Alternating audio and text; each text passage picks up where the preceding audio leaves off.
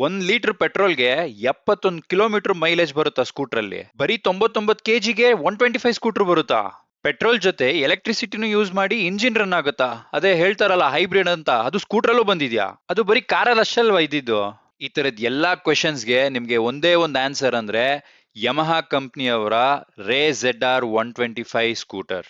ಜನ ಇದಕ್ಕೆ ಪ್ರೀತಿಯಿಂದ ಟೆರ್ರಿಫೈಯಿಂಗ್ ಆಗಿರೋ ಒಂದು ಅಡ್ಡೆಸರು ಕೂಡ ಕಟ್ಟಿದ್ದಾರೆ, ಟ್ರಾನ್ಸ್ಫಾರ್ಮರ್ ಅಂತ.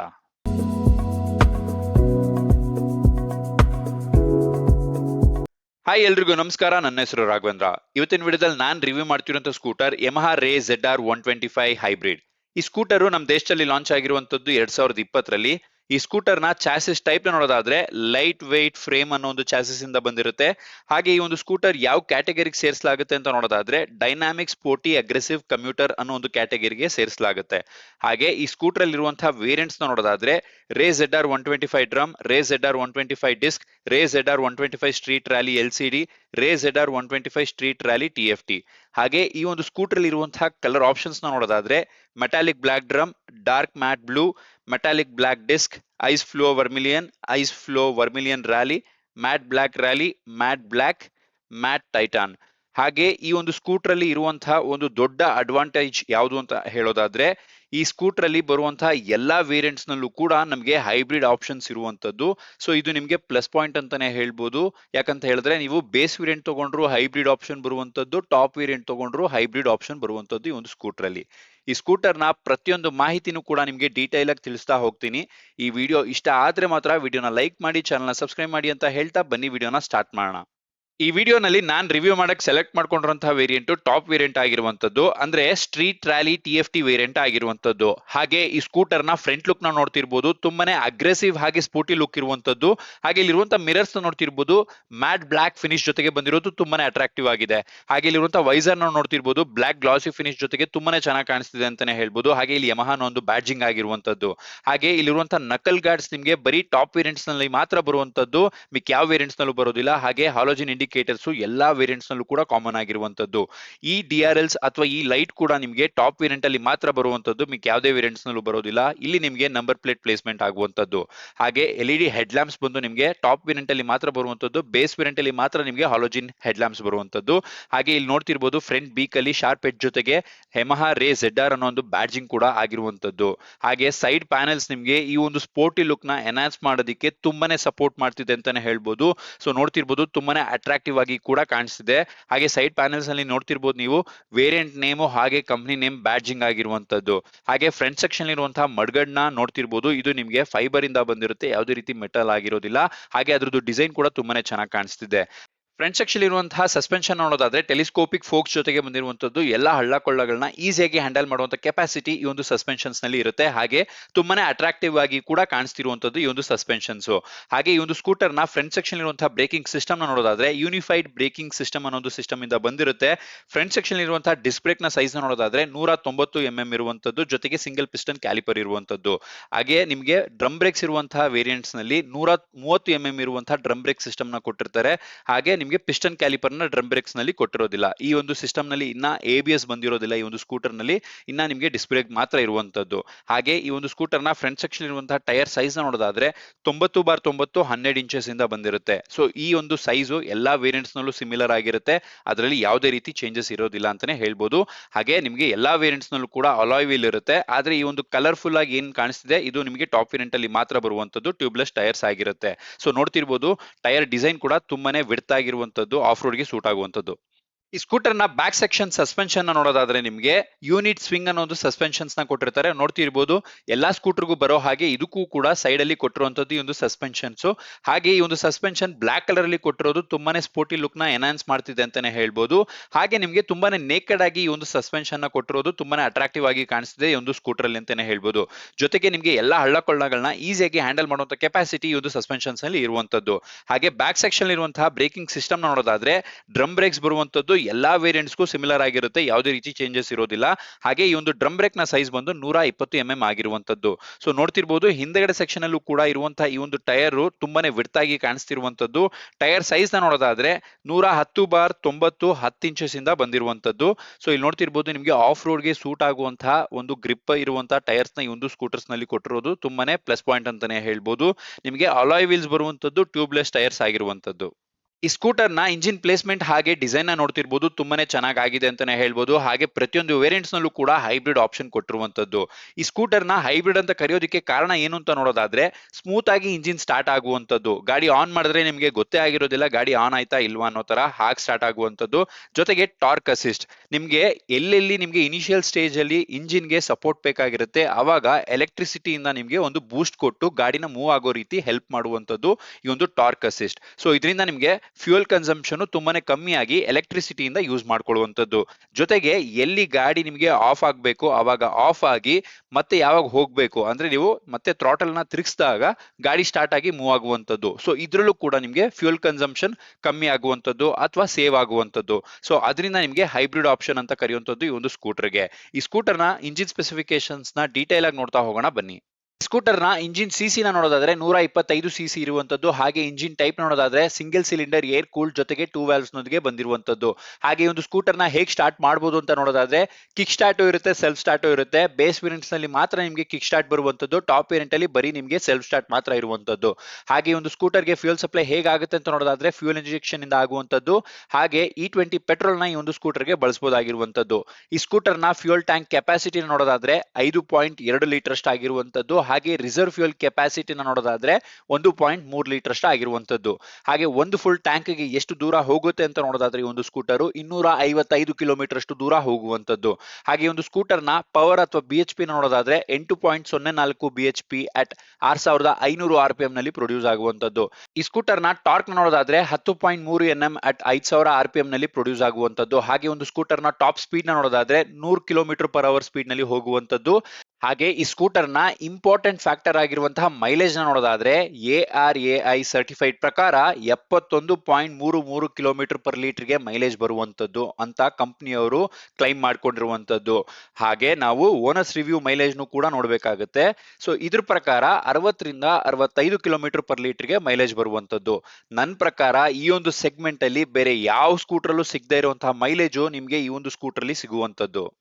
ಈ ಸ್ಕೂಟರ್ ಅಲ್ಲಿ ನಮಗೆ ಎರಡು ನಾರ್ಮಲ್ ಕೀಸ್ ನ ಕೊಟ್ಟಿರ್ತಾರೆ, ನೋಡ್ತಿರ್ಬೋದು. ಆ ಕೀಸ್ ಮೇಲೆ ಯಮಹಾ ಅನ್ನೋ ಒಂದು ಲೋಗೋ ಕೂಡ ಬ್ಯಾಡ್ಜಿಂಗ್ ಆಗಿರುವಂತದ್ದು. ಹಾಗೆ ಕೀ ಪ್ಲೇಸ್ಮೆಂಟ್ ನಿಮಗೆ ಇಲ್ಲಿ ಆಗುವಂತದ್ದು. ಜೊತೆಗೆ ಇದು ನಿಮಗೆ ಟಾಪ್ ವೇರಿಯಂಟ್ ಆಗಿರೋದ್ರಿಂದ 4.2 ಇಂಚಸ್ ನ TFT ಡಿಸ್ಪ್ಲೇನು ಕೂಡ ಕೊಟ್ಟಿರುವಂತದ್ದು.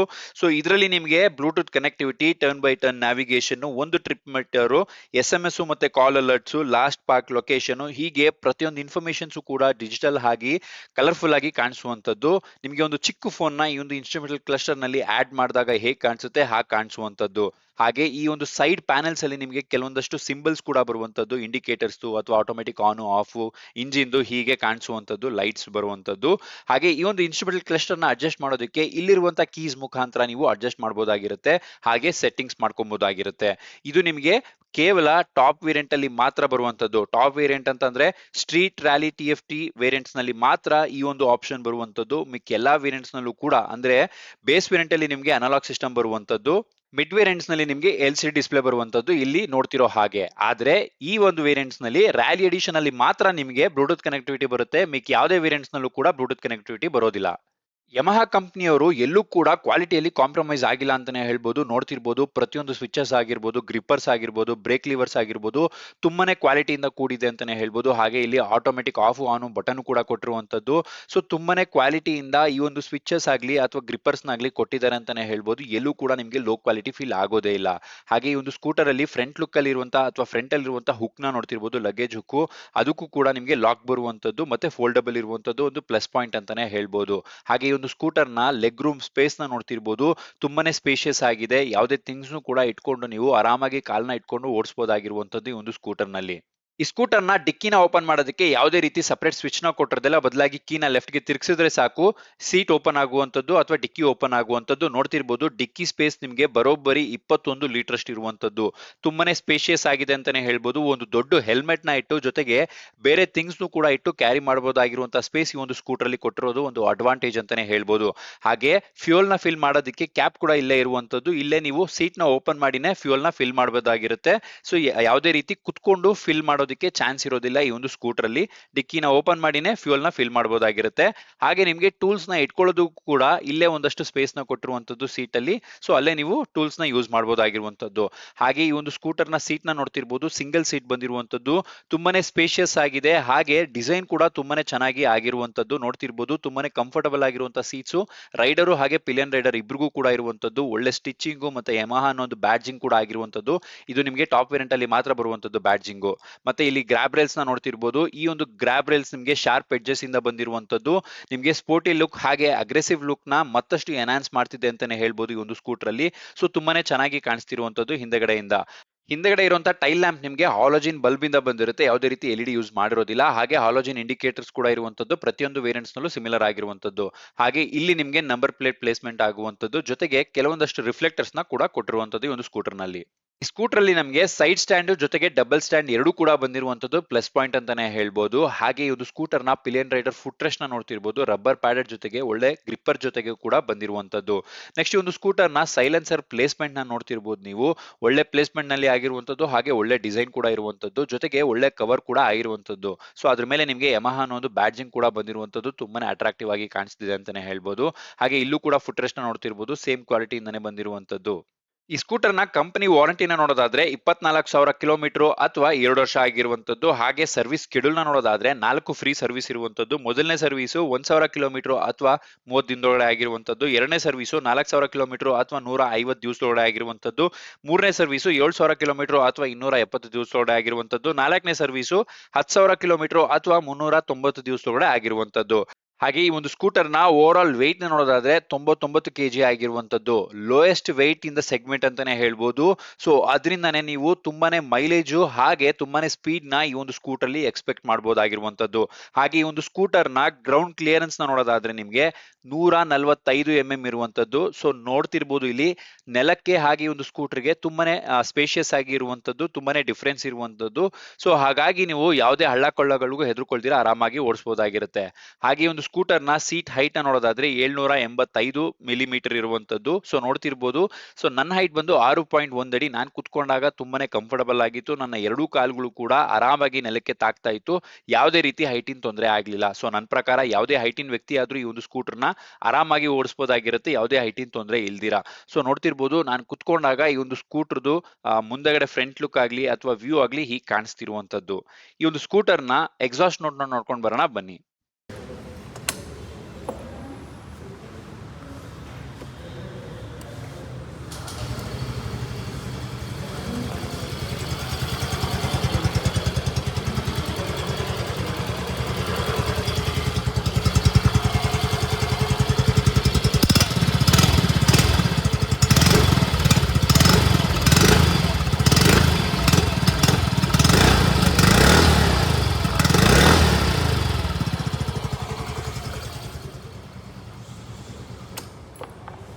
ಈ ಸ್ಕೂಟರ್ಗೆ ಇರುವಂತಹ ರೈವಲ್ರಿ ಸ್ಕೂಟರ್ಸ್ ಯಾವ್ದಾವ್ದು ಅಂತ ನೋಡೋದಾದ್ರೆ ಟಿವಿಎಸ್ ಎಂಟಾರ್ಕ್ 125, ಹೋಂಡಾ ಡಿಯೋ 125, ಸುಜುಕಿ ಅವನಿಸ್ 125 ಹಾಗೆ ಸುಜುಕಿ ಆಕ್ಸೆಸ್ 125. ಹಾಗೆ ಈ ಒಂದು ಸ್ಕೂಟರ್ದು ಆವರೇಜ್ ಮೇಂಟೆನೆನ್ಸ್ ಕಾಸ್ಟ್ ಒಂದು ವರ್ಷಕ್ಕೆ ಎಷ್ಟಾಗುತ್ತೆ ಅಂತ ನೋಡೋದಾದ್ರೆ 3,000 ರೂಪಾಯಿಂದ 5,000 ರೂಪಾಯಿ ಆಗಿರುವಂತದ್ದು.